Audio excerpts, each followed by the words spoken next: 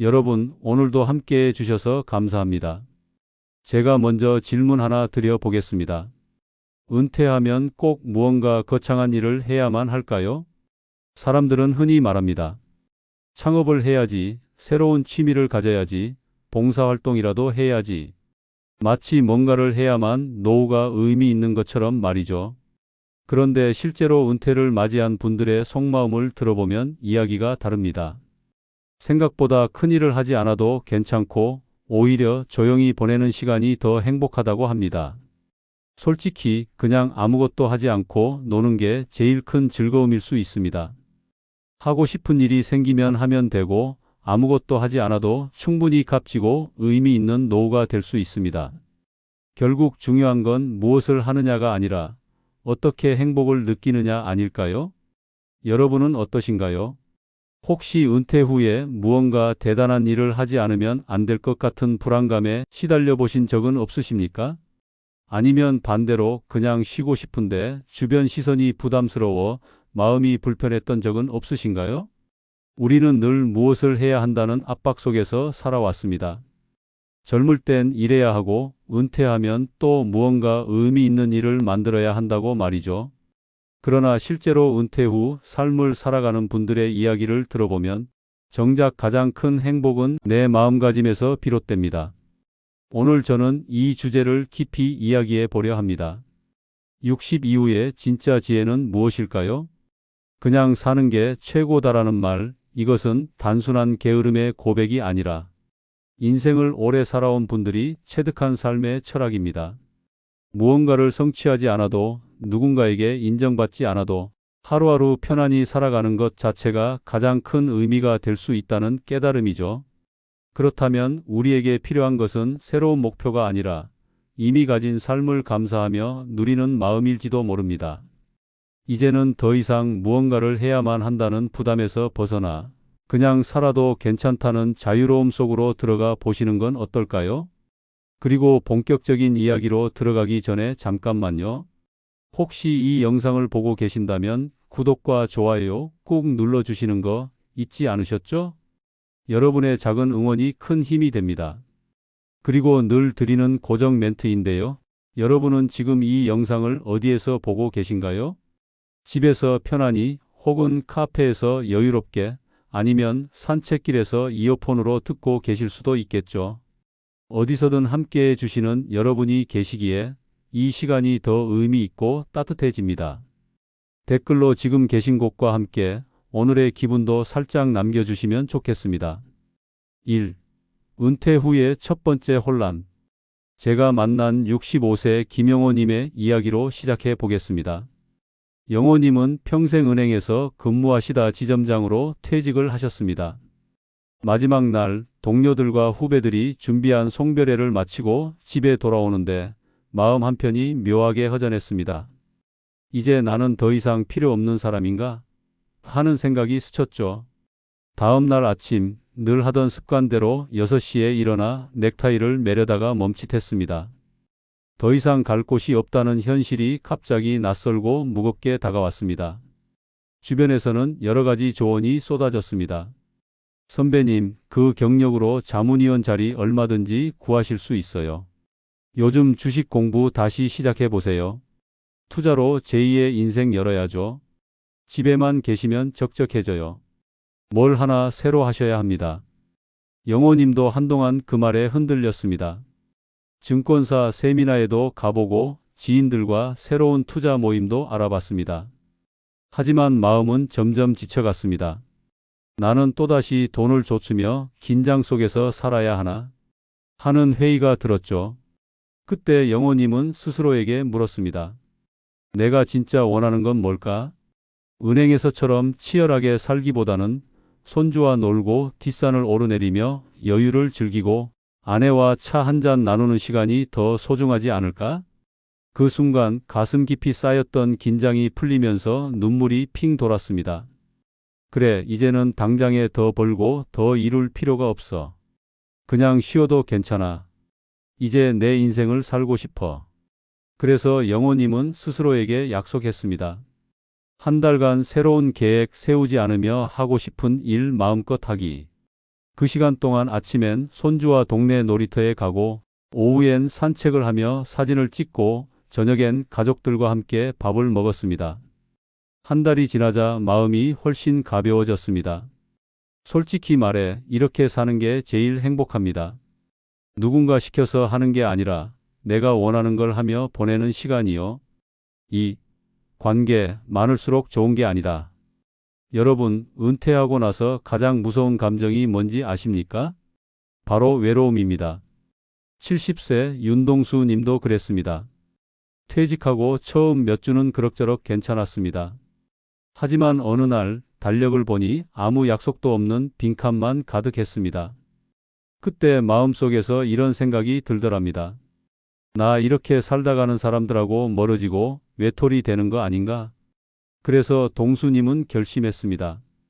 외로움을 이겨내려면 모임을 많이 가져야 한다고. 그 길로 골프 모임, 등산 동호회, 독서 모임, 사진 동아리까지 한꺼번에 4개 모임에 가입했습니다. 처음엔 달력이 꽉 차니 뿌듯했습니다. 아침마다 외출 준비하는 자신이 여전히 사회인 같았고 누군가와 어울리니 활력이 나는 기분이 들었습니다. 그런데 시간이 갈수록 이상했습니다.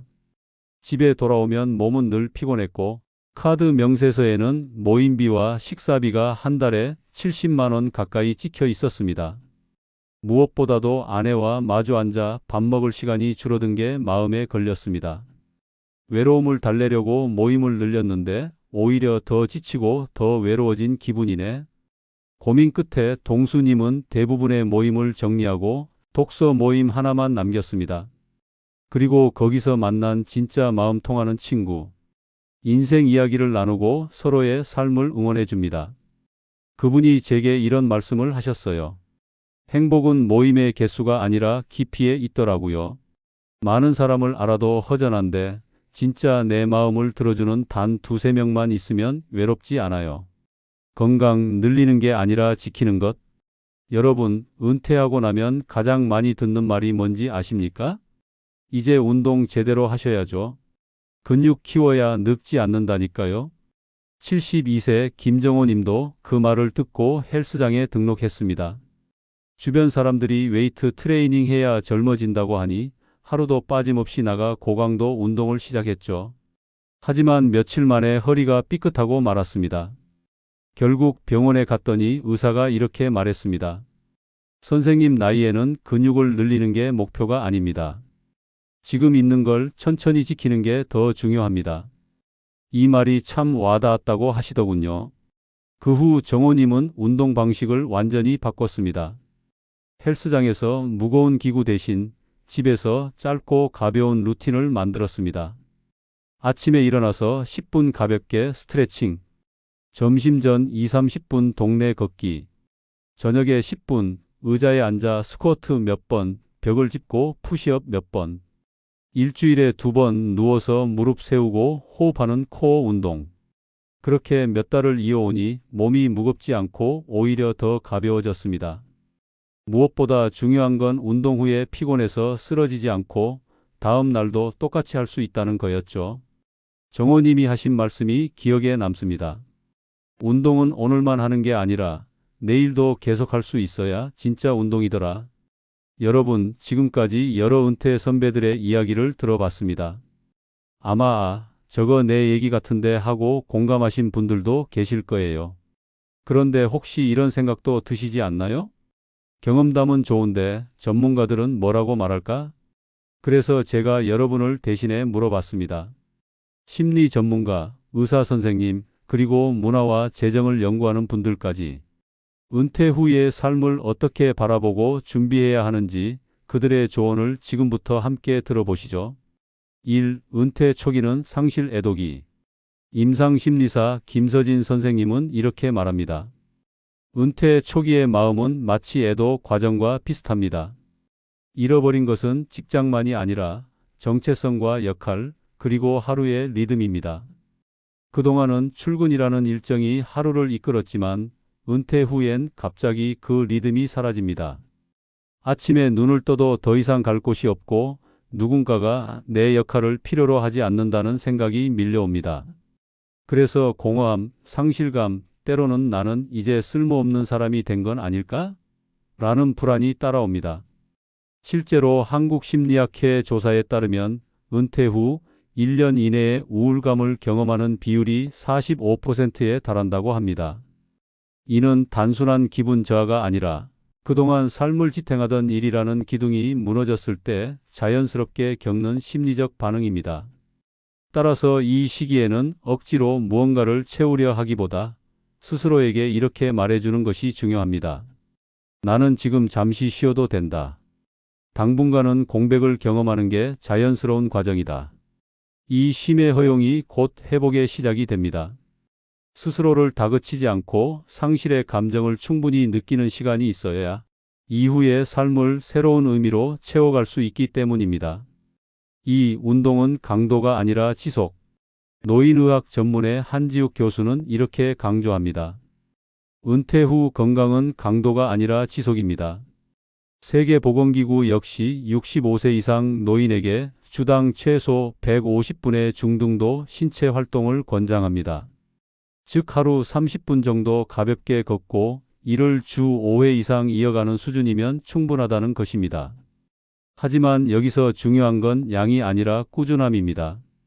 서울대 의과대학 연구 결과에 따르면 격렬한 운동을 시도했다가 부상을 입은 노인의 70%가 아예 운동을 중단했다고 합니다. 반대로 가볍게 걷기와 스트레칭 같은 무리가 덜한 활동을 지속한 노인은 운동을 꾸준히 이어가는 비율이 80% 이상이었습니다. 즉, 운동은 잠깐의 열정이 아니라 평생의 습관이 되어야 합니다. 20대처럼 헬스장에서 땀을 쏟아내는 것이 아니라 60대 이후에는 일상 속 작은 움직임이 가장 큰 힘을 발휘합니다. 아침에 집 앞 공원을 천천히 걷는 것, 저녁에 TV 보며 가볍게 스트레칭 하는 것, 장 보러 갈 때 엘리베이터 대신 계단을 이용하는 것, 이런 작은 선택이 쌓여 노후 건강을 지켜줍니다. 결국 은퇴 이후 운동의 핵심은 강도가 아니라 지속성입니다. 지치지 않고 즐길 수 있는 방식으로 몸과 마음이 모두 편안한 수준에서 꾸준히 움직이는 것이 곧 장수의 비밀입니다. 3. 관계는 양이 아니라 질. 문화인류학자 오은희 교수는 이렇게 말합니다.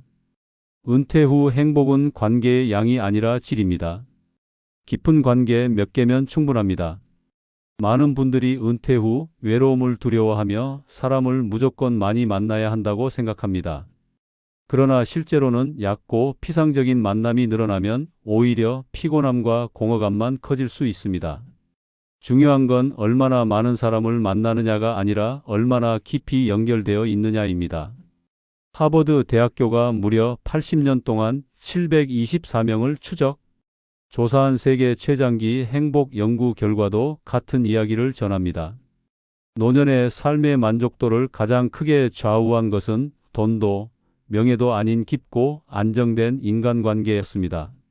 실제로 조사에 따르면 친구나 가족과 주 1회 이상 진심 어린 대화를 나누는 노인은 우울증 발생률이 40% 낮았고 평균 수명도 7년 이상 더 길었다고 합니다.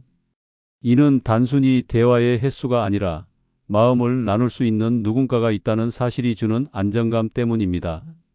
따라서 은퇴 후에는 사람을 무작정 많이 만나려 애쓰기보다 소수의 관계라도 꾸준히 돌보고 깊이 이어가는 것이 더 큰 힘이 됩니다. 오랜 친구에게 안부 전화를 하고 배우자와 하루에 10분이라도 진솔한 대화를 나누며 손주와 웃으며 시간을 보내는 것. 이런 소박한 관계의 시간이야말로 노년 행복의 토대가 됩니다. 결국 은퇴 후 진짜 자산은 돈이 아니라 관계의 질입니다. 내 곁에 있는 단 몇 사람과의 진실한 연결이 인생 후반부를 풍요롭게 합니다. 4. 추가 재무 전문가의 조언. 재무 전문가 이정훈 소장은 이렇게 강조합니다. 은퇴 후 재정 관리의 핵심은 늘리는 것이 아니라 조율하는 것입니다. 통계청 자료에 따르면 65세 이상 부부의 월 평균 생활비는 약 220만 원 수준입니다. 하지만 실제로 의료비, 경조사비, 손주, 용돈, 비상금까지 고려하면 필요한 금액은 월 300만 원 이상으로 뛰어오릅니다. 많은 분들이 은퇴 후 부족한 생활비를 채우기 위해 소득을 늘려야 한다는 압박감을 느낍니다. 그러나 무리하게 창업이나 투자를 시도하다가 오히려 손실을 보는 경우도 적지 않습니다. 여기서 진짜 중요한 것은 내 소비 구조를 제대로 파악하고 불필요한 지출을 줄이는 것입니다. 작은 조정만으로도 월 20만, 30만 원의 절감 효과를 얻을 수 있습니다. 단순히 돈을 아낀다는 개념이 아니라 내 생활에 꼭 필요한 지출과 그렇지 않은 지출을 구분하는 습관을 갖는 것이 핵심입니다. 또한 전문가들은 은퇴 후 자산 관리에서 안정성을 최우선으로 두라고 조언합니다. 투자 수익률이 조금 낮더라도 원금을 지킬 수 있는 안전 자산을 중심으로 구성하는 것이 바람직합니다. 즉, 은퇴 이후에는 공격적인 자산 증식이 아니라 지출을 효율적으로 관리하며 안정적인 현금 흐름을 유지하는 것이 장수 시대의 재무 전략입니다. 결론 그냥 사는 게 최고다. 여러분, 오늘 이야기를 정리해 보겠습니다. 은퇴 후의 지혜는 남들이 정해놓은 길을 따르는 데 있지 않습니다. 내가 선택한 리듬 속에서 내가 원해서 살아가는 것에서 시작됩니다. 그냥 사는 것, 이것은 게으름이 아닙니다. 의도적인 선택이고 스스로에게 주는 가장 지혜로운 자유입니다. 돈은 숫자로 불안을 잠재울 수 있습니다. 막연한 걱정보다 얼마가 필요하고 내가 지금 얼마를 갖고 있는지 계산해보면 생각보다 여유가 있을 수도 있습니다. 건강은 강도가 아니라 지속으로 지킬 수 있습니다. 오늘 하루 무리하는 운동보다 내일도 다시 할 수 있는 가벼운 습관이 훨씬 소중합니다. 관계는 수가 아니라 깊이가 중요합니다. 많은 사람과 얕게 연결되는 것보다 마음을 나눌 수 있는 두세 명의 관계가 훨씬 큰 힘이 됩니다. 그리고 무엇보다 중요한 건 태도입니다. 아침 햇살을 보며 오늘도 괜찮다고 미소 지을 수 있는 마음, 저녁 밥상 앞에서 함께 있어 고맙다고 말할 수 있는 태도, 바로 이것이 우리의 노년을 빛나게 합니다. 여러분께 오늘 한 가지 질문을 드리고 싶습니다. 지금 내가 하려는 일이 남이 정해준 일인가? 아니면 내가 선택한 삶인가? 이 질문 하나가 여러분의 앞으로의 시간을 훨씬 지혜롭게 만들어 줄 것입니다. 여러분, 지금까지 고생 많으셨습니다. 자녀를 위해, 가정을 위해, 일터를 위해 한평생 달려오신 세월, 이제는 여러분 차례입니다. 여러분이 행복할 차례입니다. 거창한 일을 하지 않아도 괜찮습니다. 매일 아침 햇살에 미소 짓고 계절이 바뀌는 걸 느끼고 저녁 밥상에서 가족과 함께 나누는 따뜻한 국 한 그릇에 감사할 수 있다면 그것이야말로 성공한 노년, 진짜 행복한 인생입니다. 오늘 영상이 마음에 와닿으셨다면 구독과 좋아요 눌러주시고요. 그리고 댓글로 여러분의 경험과 생각을 나눠주세요. 그 댓글 하나가 누군가에게는 큰 위로와 용기가 될 수 있습니다. 오늘도 지혜로운 당신의 용기와 결단을 응원합니다. 끝까지 함께해 주셔서 감사합니다.